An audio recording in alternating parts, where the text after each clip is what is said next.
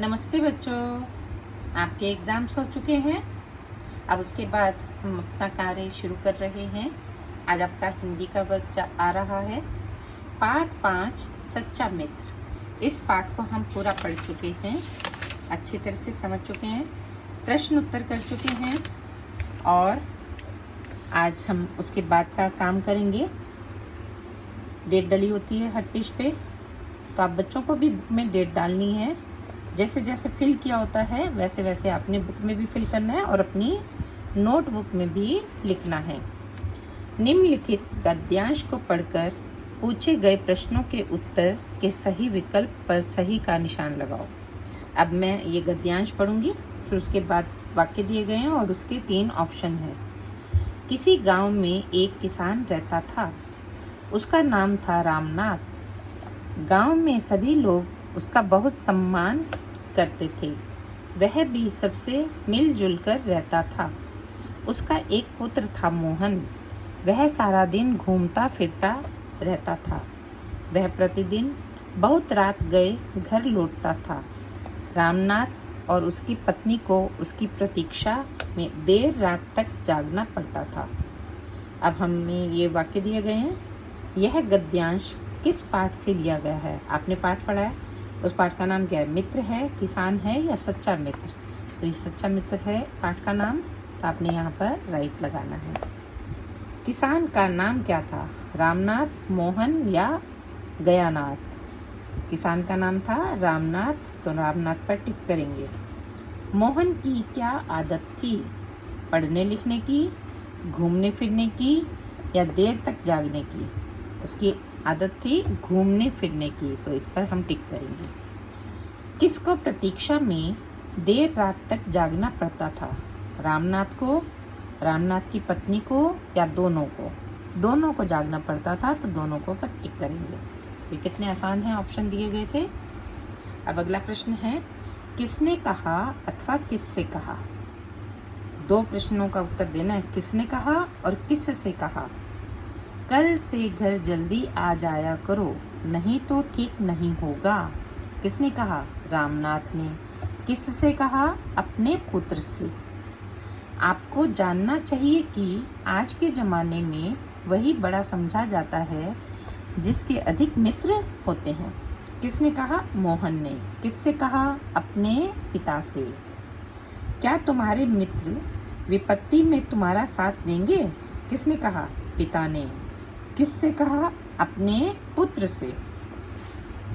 इस थैली में 500 रुपए हैं, बताओ और कितने चाहिए? किसने कहा? बनिए ने। बनिया जो रामनाथ का दोस्त था। किससे कहा? रामनाथ से। चलो मुझे दिखाओ कि कौन तुम्हें परेशान कर रहा है। किसने कहा? पहलवान ने। पहलवान भी रामनाथ का दोस्त था। किससे कहा? रामनाथ से, क्योंकि दोनों ही दोस्तों ने मदद। बनिया क्या पैसे देता है उधार, कि उसने सोचा कि रामनाथ मेरे पास आया है तो पैसे चाहिए होंगे, तो उसने कहा कि ये लो पैसे, और कितने चाहिए। अब पहलवान के पास गया जो उसका दोस्त था, तो उसने कहा कौन तुम्हें तंग कर रहा है या परेशान कर रहा है, तो पहलवान ने कहा रामनाथ से। तो कितने आसान हैं उत्तर, आपको किताब में भरने हैं इस तरह से। अब भाषा व्याकरण का काम करेंगे, ये आपको करवा चुके हैं हम यहाँ तक। अब उसका अगला है, थोड़ा सा जो रह गया था, पढ़िए, समझिए और वाक्य बदलिए। मैं रात देर तक जागता हूँ। अब देखिए इस वाक्य को किस तरह से बनाया गया है, एग्जाम्पल दिया गया है। बाकी वाक्यों को भी हमें इससे मिलता जुलता बनाना है। मैं यानी कि मुझे रात देर तक जागना पड़ता है। ठीक है, काम करना पड़ता है, खाना पड़ता है, जाना पड़ता है, इस तरह से ये वाक्य बनाएंगे। अगला वाक्य है, वह रात देर तक पढ़ता है। उसका क्या हो जाएगा? उसे रात देर तक पढ़ना पड़ता है। अगला है, तुम सायं देर तक सोते हो।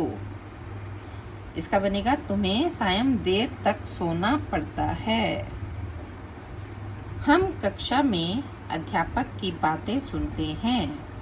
हम का क्या हो जाएगा? हमें कक्षा में अध्यापक की बातें सुननी पढ़ती हैं। जगह कम थी ना, तो यहाँ मैंने लिख दिया है। अगला है, गलत कार्यों पर पिताजी की डांट खाते हैं। इस वाक्य को बनाएंगे इस तरह से, गलत कार्यों में पिताजी की डांट खानी पड़ती है। तो ये वाक्य हमने सही इस तरह से बनाए जो हमें एग्जाम्पल दिया गया था। अब अगला है रचनात्मक कार्य जो बच्चे अपने आप करते हैं।